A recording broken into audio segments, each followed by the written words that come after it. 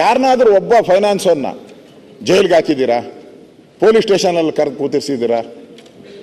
ಏನೂ ಇಲ್ಲ, ಏನೂ ಆಗಿಲ್ಲ. ಒಬ್ಬರು ಜೈಲ್ಗೆ ಹೋಗಿಲ್ಲ, ಒಬ್ಬರು ಪೊಲೀಸ್ ಸ್ಟೇಷನ್ಗೆ ಹೋಗಿಲ್ಲ. ಸರ್, ನಮ್ಮ ಮೆಸೇಜ್ ಏನು ಕೊಡ್ತಾ ಇದ್ದೀರಿ? ನಾವು ಸರ್ಕಾರ ಒಂದು ಮೆಸೇಜ್ ಅನ್ನ ನಾವು ಕೊಡ್ತಾ ಇಲ್ಲ. ಒಳಚರಾಜು ನಮ್ಮ ಸರ್ಕಾರದಲ್ಲಿ ಏನ್ ಮಾಡಿದ್ರು ಅಂತ ಬಿಲ್ ವಿರೋಧ ಮಾಡ್ತಾ ಇಲ್ಲ ಸುರೇಶ್. ನಾನೇನು ಬಿಲ್ ಏನು ವಿರೋಧ ಮಾಡ್ತಾ ಇಲ್ಲ ಡಾಕ್ಟ್ರೆ, ನಾನೇನು ಬಿಲ್ ಏನು ವಿರೋಧ ಮಾಡ್ತಾ ಇಲ್ಲ. ಮಾತಾಡೋದು ಸ್ವಲ್ಪ ಕಲ್ಸ್ಕೊಡಿ ನಿಮ್ಮ ಸದಸ್ಯರಿಗೆ. ಮಾತಾಡಕ್ಕೆ ಇದ್ದೀನಿ, ಮಾತಾಡೋದು ಕಡಿಮೆ ಮಾಡೋ. ಏನ್ ಮಾತಾಡಕ್ಕೆ ಇದ್ದೀನಿ?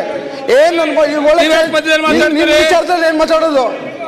ಏನ್ ಒಂದ್ ಸ್ವಲ್ಪ ಗೌರವ ಮಾತಾಡೋದು ಕಲ್ಸ್ಕೊಳ್ಳಿ. ಒಂದ್ ಸ್ವಲ್ಪ ನೀನು ವಿರೋಧ ಪಕ್ಷ ನಾಯಕರು ಮಾತಾಡಕತ್ತಾರ. ಆ ಬಿಲ್ಲಿ ಬೆಂಬಲ ಮಾಡಿದ್ದು ಕಾಯ್ದೆ ಸರಿ ಐತಿಲ್ಲ ಅಂತ ಹೇಳಿ ನಾವು ಅದಕ್ಕೆ ಕೊಡ್ತೇವಲ್ಲ. ನಿಮ್ ಸರ್ಕಾರ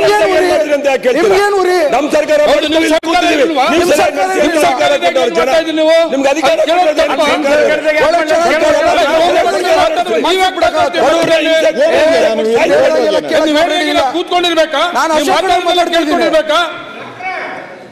ಒಳ್ಳೆ ಬಿಲ್ ತಂದಾರ, ಅದ್ರ ಬಗ್ಗೆ ಡಿಬೇಟ್ ನಡೀತಾ ಇದೆ, ಕೂತ್ ಕೇಳಿ, ಏನ್ ತೊಂದರೆ ಇಲ್ಲ. ಸನ್ಮಾನ್ಯ ಅಧ್ಯಕ್ಷರೇ, ನಮ್ಮ ಆಡಳಿತ ಪಕ್ಷದ ಗೌರವಾನ್ವಿತ ಸದಸ್ಯರು ಬಿಲ್ ಮೇಲೆ ಇದೆಲ್ಲ ಯಾಕೆ ಮಾತಾಡಬೇಕು ಅನ್ನೋದು ಅವರ ಅಭಿಪ್ರಾಯ.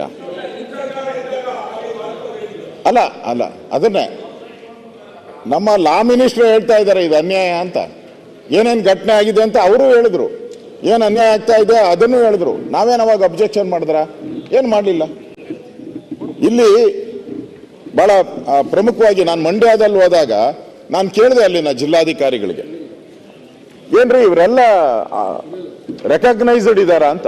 ಅವ್ರು ಹೇಳಿದ್ರು 60 ಏನು ಈ ತರ ಮೈಕ್ರೋ ಫೈನಾನ್ಸ್ ಇದೆ, 60ರಲ್ಲಿ 18 ಮಾತ್ರ ರೆಕಗ್ನೈಸ್ ಇದೆ, ಉಳಿಯೋ ಯಾವ ರೆಕಗ್ನೈಸ್ ಇಲ್ಲ ಅಂತ ಹೇಳಿದ್ರು. ಮಂಡ್ಯದಲ್ಲಿ ನಮ್ಮ DC ನನಗೆ ಹೇಳಿದ್ದು ಫೋನಲ್ಲಿ. ಅಂದ್ರೆ 60ರಲ್ಲಿ 18 ಮಾತ್ರ ರೆಕಗ್ನೈಸ್, ಉಳಿದವೆಲ್ಲ ಹಂಗೆ ಬೇನಾಮಿಯಾಗಿ ನಡೀತಾ ಇದೆ.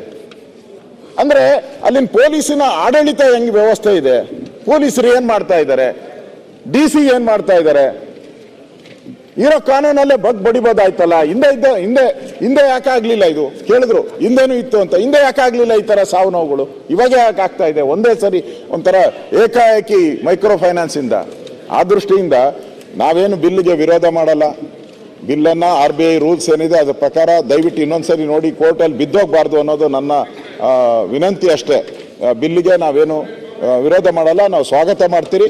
ಈ ಬಿಲ್ಲನ್ನು ದಯವಿಟ್ಟು ಈ ಏನು ಅನ್ಯಾಯ ಆಗ್ತಾ ಇತ್ತು ಅದನ್ನು ತಡೆಗಟ್ಟ ತಂದಿರೋದ್ರಿಂದ ನಾವು ಸ್ವಾಗತ ಮಾಡ್ತೀವಿ.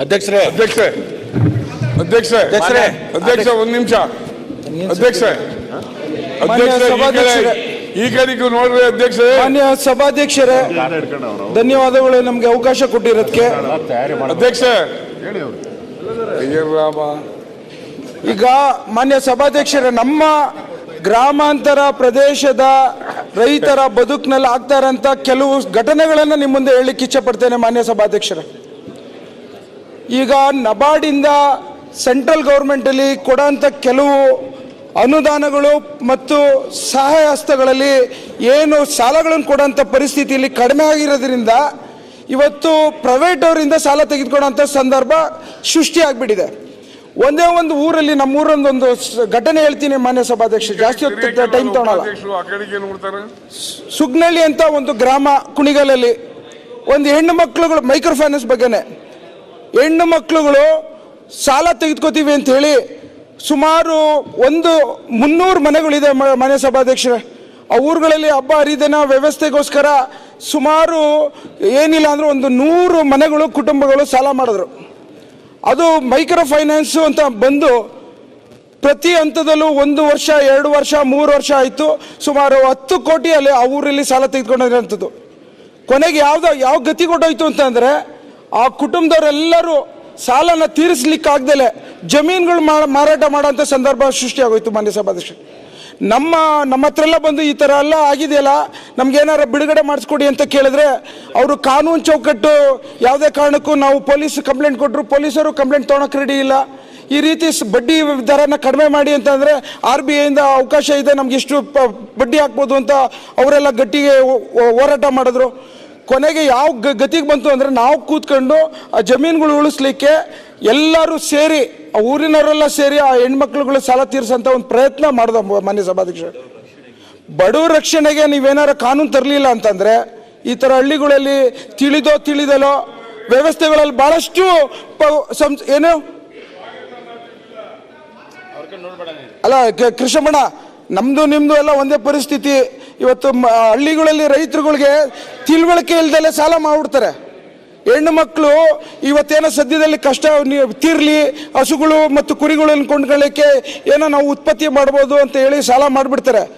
ಅವರು ಅದ್ರದ್ದು ವ್ಯತಿರಿಕ್ತವಾದಂಥ ಪರಿಸ್ಥಿತಿನ ತಿಳ್ಕೊಳ್ಳೋಕ್ಕೆ 3-4 ವರ್ಷದಲ್ಲಿ ಅವ್ರ ಸಾಲದಲ್ಲಿ ಮುಳುಗೋಗ್ತಾರೆ. ಆ ಕಾರಣಕ್ಕೋಸ್ಕರ ಇವತ್ತೇನು ಈ ಬಿಲ್ ತಂದಿದ್ದಾರೆ, ಈ ವಿಚಾರದಲ್ಲಿ ಸಹಮತ ವ್ಯಕ್ತಪಡಿಸ್ಕೊಂಡು ಮುಂದಿನ ದಿನಗಳಲ್ಲಿ ಸಣ್ಣ ಪುಟ್ಟ ಏನಾರ ಲ್ಯಾಕ್ಯುನಸ್ ಇದ್ರೆ ಕರೆಕ್ಷನ್ ಮಾಡ್ಕೊಳ್ಳೋಂಥ ಸಂದರ್ಭಕ್ಕೆ ನಾವೆಲ್ಲ ತಯಾರಾಗಿ ನಾವೆಲ್ಲ ಸಹಕಾರ ಕೊಡಬೇಕು ಅಂತ ಸದಸ್ಯರಾಗಿ ಹೇಳಲಿಕ್ಕೆ ಧನ್ಯವಾದಗಳು. ಅಧ್ಯಕ್ಷ ಹಲೋ ಅಧ್ಯಕ್ಷ, ಆಮೇಲೆ ನಿಮಗೂ ಕೊಡ್ತಾರೆ. ರೇ ಸ್ವಾಮಿ, ನಾವು ಇಲ್ಲಿದ್ದೀವಿ ನೋಡ್ರಿ, ನಮಗೂ ಅವಕಾಶ ಕೊಡ್ತೀವಿ, ನಿಮಗೂ ಒಂದ್ ನಿಮಿಷ ಮಾತಾಡಕ್ಕೆ. ನಾವು ಒಂದ್ ನಿಮಿಷ ಅಧ್ಯಕ್ಷ, ಸ್ವಾಗತ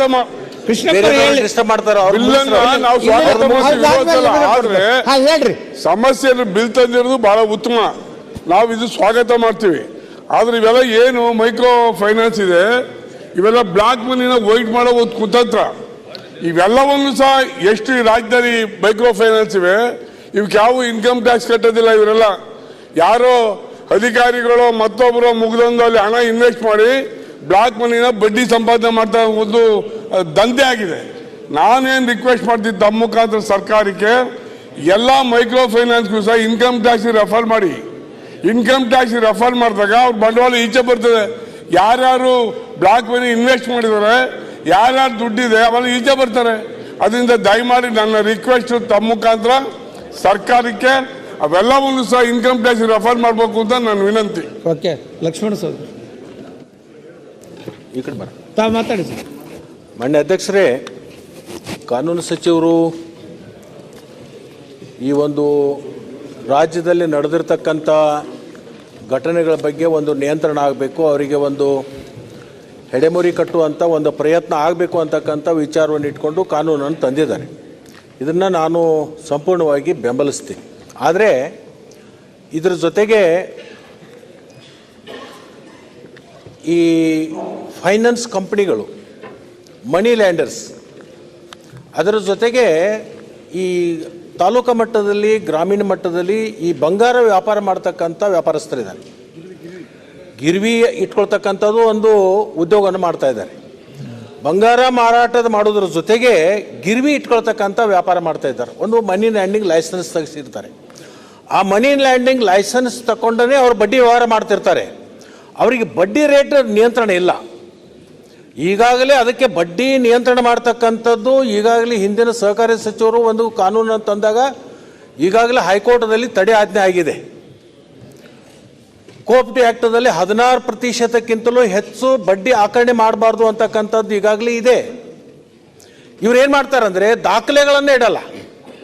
ಒಂದು ಯಾವುದೋ ಒಂದು ಬಿಳಿ ಹಾಳಿ ಮೇಲೆ ಬರೆದುಕೊಂಡು ಅವನ ಮೇಲೆ ಸಿಗ್ನೇಚರ್ ಮಾಡಿಕೊಂಡು ಅಲ್ಲಿ ಬಡ್ಡಿ ಆಕರಣೆಗಳನ್ನು ಮಾಡ್ತಿರ್ತಾರೆ. ಆ ಒಂದು ಪುಸ್ತಕದಲ್ಲಿ ಆಗಲಿ ದಾಖಲಾತಿಗಳಲ್ಲಿ ಎಲ್ಲಿನೂ ತೋರಿಸೋದಿಲ್ಲ. ಅನ್ಅಥರೈಸ್ಡ್ ಬಡ್ಡಿ ಆಕರಣೆ ಮಾಡಿ ಅವರಿಗೆ ತೊಂದರೆ ಕೊಡ್ತಕ್ಕಂಥದ್ದಾಗತ್ತೆ. ಅದು ಮನಿ ಲ್ಯಾಂಡಿಂಗ್ ಮಾಡ್ತಕ್ಕಂಥವ್ರು ಮತ್ತು ಈ ಗಿರ್ವಿ ವ್ಯಾಪಾರ ಮಾಡ್ತಕ್ಕಂಥವ್ರದಲ್ಲಿ ಭಾಳಷ್ಟು ನಡೀತಾ ಇದೆ.